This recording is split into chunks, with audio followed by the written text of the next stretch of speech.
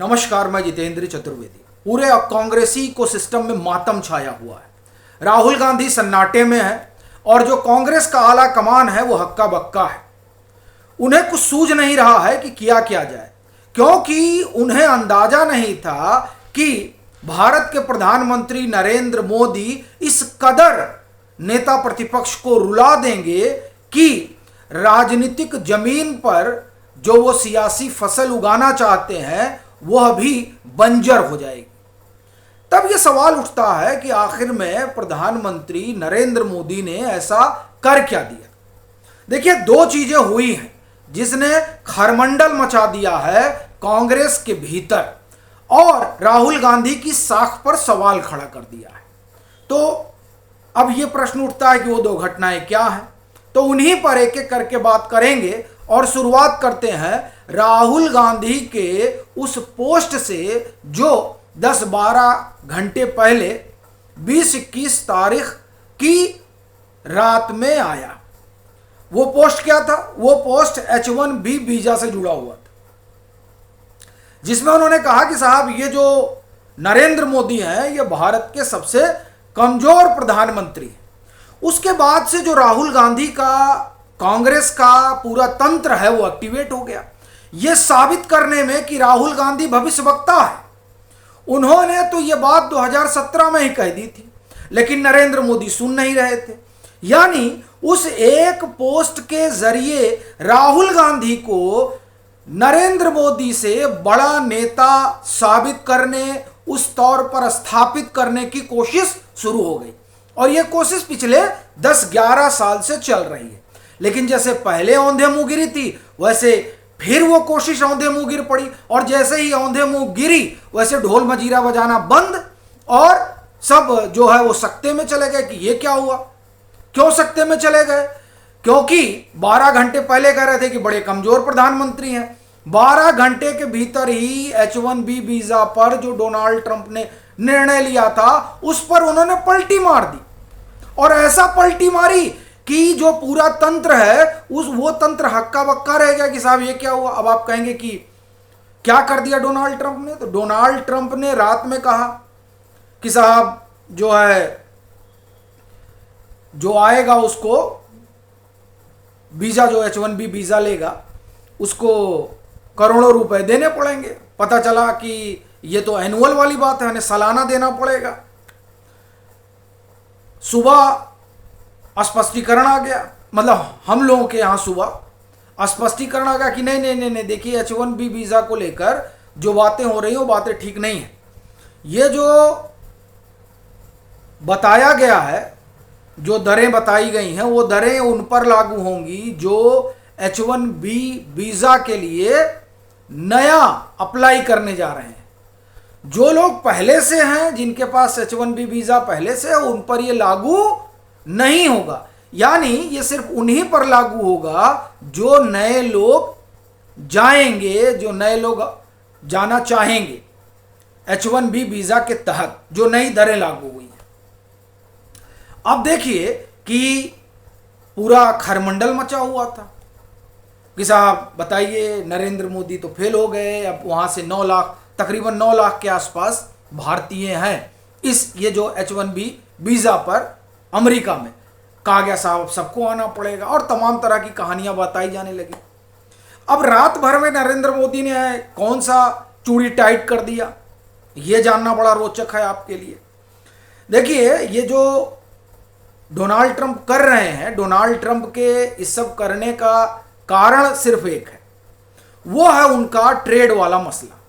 और दूसरी बात जो बताई जा रही है और वो खासा लॉजिकल लग रही है, वो ये कि जो वहाँ के कई सारे औद्योगिक घराने हैं यानी अमेरिका के, वो H1B वीजा का दुरुपयोग कर रहे हैं। उस दुरुपयोग को रोकने के लिए इस तरह की दरें लागू की गई हैं।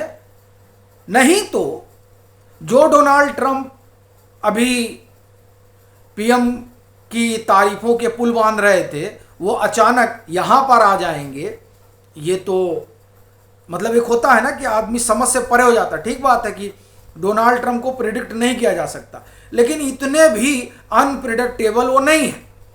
कि वो खुद ही को कॉन्ट्राडिक्ट करे। तो इसलिए एक तो ये माना जा रहा है कि सबसे बड़ा कारण जो वहाँ के औद्योगिक घराने दुरुपयोग कर रहे हैं वो है। लेकिन जो कुल जमा कहानी ये है कि डोनाल्ड ट्रंप ने रात में बोला और सुबह उस कमजोर प्रधानमंत्री की वजह से उनको स्पष्टीकरण देना पड़ा। अब क्यों उस कमजोर प्रधानमंत्री की वजह से स्पष्टीकरण देना पड़ा? क्योंकि जिसको राहुल गांधी कमजोर प्रधानमंत्री कह रहे हैं और वो जिस देश के प्रधानमंत्री हैं उस देश के 9 लाख 9.5 लाख के आसपास लोग H1B वीजा पर वहां हैं। और यही नहीं, उनकी वजह से नुकसान जो है अमेरिका को भी होना था। तो इधर पीएम ने चूड़ी टाइट की, उधर जो है उन लोगों ने चूड़ी टाइट की, मामला जो है वह स्पष्टीकरण पे आ गया। तो जब स्पष्टीकरण आ गया तब यह साबित हो गया कि नरेंद्र मोदी कमजोर प्रधानमंत्री हैं कि ताकतवर प्रधानमंत्री हैं। तो पहला विकेट तो यहीं गिर गया। और जो लोग रात से अभियान चलाए हुए थे वो एक झटके में जो धराशायी होगा। चूंकि 2 चीजें बता रहे थे, एक तो सालाना है ये दरें और दूसरा सब पर लागू होंगी। तो ये दोनों ही बातें साफ हो गई कि ये दर सालाना नहीं है, वन टाइम है, आइए और दीजिए। और ये उसके ऊपर लागू नहीं होगा जिसके पास पहले से H1B वीजा है। तो एक तो ये हुआ। अब इसकी वजह से राहुल गांधी जो अभियान चलाने वाले थे जन जेड वाला, उस अभियान की तो हवा निकल गई। और विदेश नीति पे जो बताने वाले थे कि देखिए राहुल गांधी फेल हो गए, अब कैसे कहेंगे? पहली बात। दूसरी बात, बिहार में महाराष्ट्र दोहराने जा रहे हैं। कहेंगे आप मतलब जो स्ट्रेटजी महाराष्ट्र में अपनाई गई थी वही स्ट्रेटजी बिहार में भाजपा गठबंधन अपनाने जा रहा है। और इस बात का बाकायदे बिगुल फूंक दिया गया है। और इस बिगुल ने कांग्रेस के लिए मुसीबत खड़ी कर दी है। क्योंकि ये अभियान चला रहे हैं ना कि महाराष्ट्र में वोट चोरी हुई थी।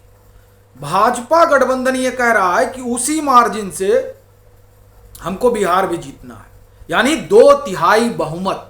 और 2/3 बहुमत के लिए जो 92,000 बूथ हैं, उन बूथों पर, माने बिहार में कुल 92,000 बूथ जो इनके अपने हैं, यानी आप एक तरह से कहें, उन बूथों पर कहाँ हमको कम वोट मिला है, ठीक है, कहाँ हमको मतलब पूरा है, उसको बांटा गया है कि किस बूथ पर हमें कितना वोट मिल रहा है।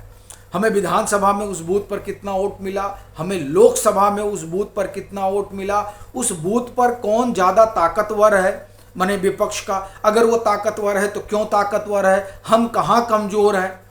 इन सारी चीज़ों को रोल आउट करना है और रोल आउट करके उस 92,000 बूथ पर एनडीए गठबंधन के लिए यह सुनिश्चित करना है कि मैक्सिमम वोटिंग।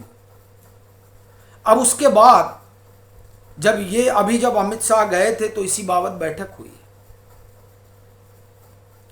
अब ये जो बैठक है, इस बैठक में सबको बता दिया गया है कि किस तरीके से काम करना है। यानी बिहार में 243 विधानसभा सीटें हैं और उस 243 में 200 तो मैं नहीं कहूंगा, लेकिन 250 का टारगेट लेकर ऐसा लग रहा है कि ये लोग चल रहे हैं। इसीलिए वहां पर महाराष्ट्र दोहराने की बात हो रही है।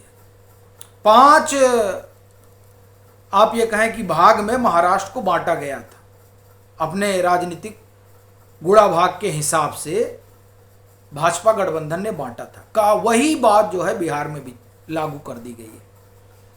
तो कुल जमा कहानी यह है कि राहुल गांधी की उस वोट अधिकार यात्रा और उस वोट चोरी के नैरेटिव का क्या होगा जब नवंबर में भाजपा वहां पर 250 सीट, यानी भाजपा गठबंधन 250 सीट जीत कर आएगी।